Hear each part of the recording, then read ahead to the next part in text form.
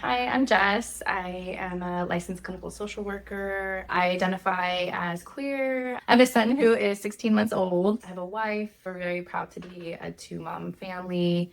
I work in a private practice offering perinatal support to birth parents, couples, anyone in the perinatal period. I offer therapeutic services and group support. I have training in circle facilitation. I'm really trying to implement a decolonized approach to any service that I offer. My journey becoming a mother was pretty groundbreaking for me. I've been a clinician for 6 years now. I worked in the schools, and it wasn't until I had my son that I realized support and awareness in the perinatal period that's really necessary.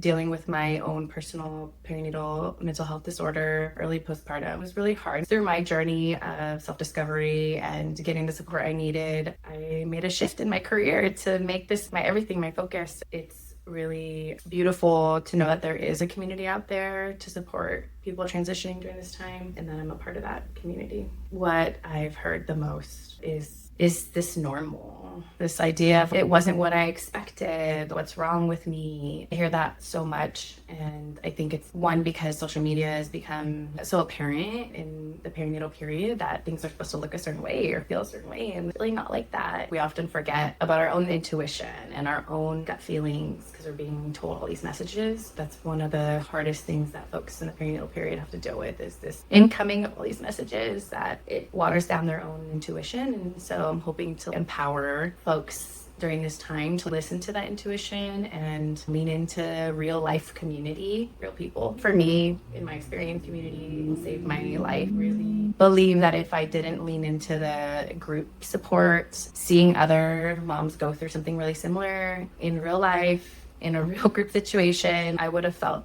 like something was really wrong with me. I've heard a lot of stories of other women who, if they didn't lean into their communities, they would have just been so isolated. First and foremost, I always say community is the main source of support that we have to go to. We're such an individualized culture. We've strayed away from community over the generations, and I think that's really hurt a lot of birthing folks because our ancestors gathered in community during this time. So really hoping to bring that. There's a lot of resources online, a lot of free resources. Postpartum Support International hosts a huge number of free groups. I'm actually a volunteer to support the Queer and Trans Parent Support Group. They have a group for every topic you can think of, and it's free. There's a lot of other groups that you can join online that are virtual. I know in person is the best way to go, but maybe starting there, maybe leaving the house is too hard right now. There's so much anxiety, like you can't even get in the car. So just knowing that there is a community out there for you, and we're here to help you find that. I'm hosting a Reproductive Grief and Loss circle. It's a support group for moms and birthing parents who have experienced some sort of reproductive loss, whether that's abortion, termination, stillbirth, you name it, any type of loss in that realm. I'm holding the space for you to come in with whatever you need to come in with. One of my best friends for over 20 years is going to be supporting me with this as a person with lived experience. She's a bereaved mama herself. She's really taken her grief journey to a whole nother level with supporting other moms on social media. So I just really feel like it's important for me to bring in that lived experience.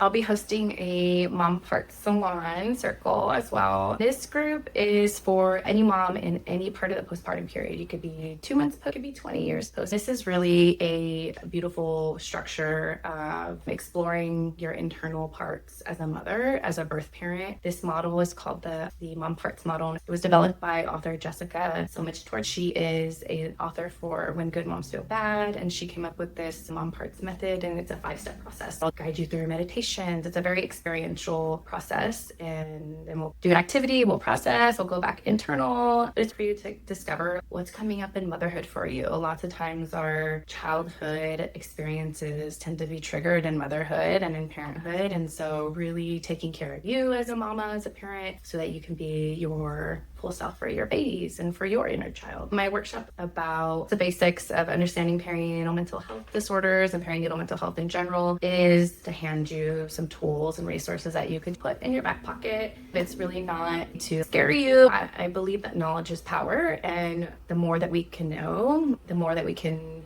feel confident to reach out for help when we really need it. This workshop is more formal. I have a PowerPoint slide up. I go through some statistics of perinatal mental health, some myths and stigmas. I'll go through each disorder and some symptoms that align with that. And then I'll end on sharing some resources, where to ask for help, some coping skills that you can take home with you, and then a little special intro to matrescence, the idea of becoming a mother, and so how those two sort of overlap with each other. Knowing these things is really important, whether it's for yourself or know a friend who's really struggling. You can say, hey, I remember I went to this presentation, and is it okay if I can offer you some of the things that I learned? But it's not just for you, it's for the whole community. We want to stick together as birthing people. I was a clinician before I had dealt with my perinatal mental health disorder, and I did not know about these things. And I would have loved to sat in a presentation to just get more knowledge about it. You can be anybody. You could be a birth worker who's just wanting to refresh their knowledge about their mental health disorders, or you can be somebody who has no idea what postpartum depression looks like. There's a range of books that this workshop can reach.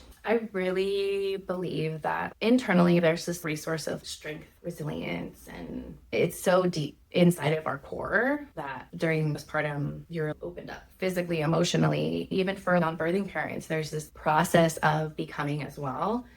We should nurture all these people and all these parts, because the impact of that actually trickles down into childhood development. And then you see the impact of that when they're older, right? So we're really looking at how postpartum and family support early on can change the trajectory of the world and our society and how people act in the world. Attachment is just such a really foundational piece of our whole lives.